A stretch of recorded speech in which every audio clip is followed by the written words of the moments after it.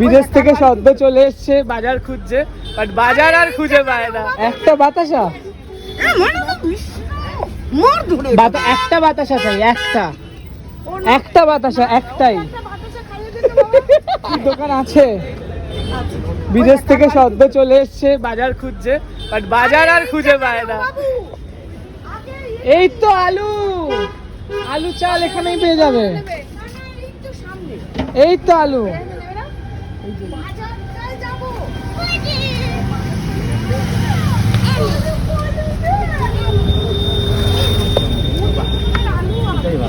বাজার খুঁজতে খুঁজতে পাওয়া গেল একটা বাজার। তোমার কাছে আলু আছে? ওই আমি বলছি শোনো, তোমার আলু দোকান থেকে আলু কিনে আলু আলু আলু কি আলু? এটা তো আলু। এগুলো কত করে? ওইগুলো ভালো, ওইটা ভালো আলু, ওইটা ভালো আলু। এটা ভালো, ওই সাইডেরটা দেখতে সুন্দর। এইটা কি চন্দ্রমুখী? কি আর বলবো, এইটা আমার আলু। ওটা এই যে এটা চন্দ্রমুখী। এটা কি দাম? আলু আর কেনা শেষ হয় না।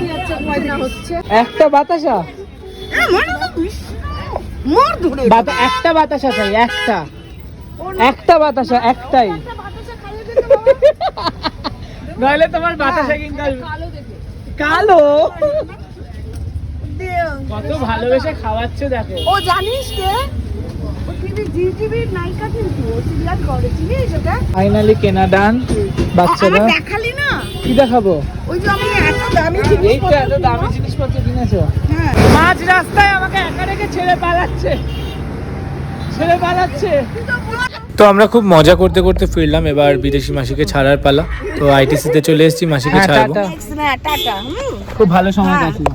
আমি লাইফে খুব কম মানুষই দেখেছি যারা এরকম একবার দেখাতেই এত পোলাইটলি, এত ফ্র্যাঙ্কলি মিশতে পারে, এত মজা করতে পারে। তো আজকের আমাদের ট্রিপটা খুবই ভালো কাটলো।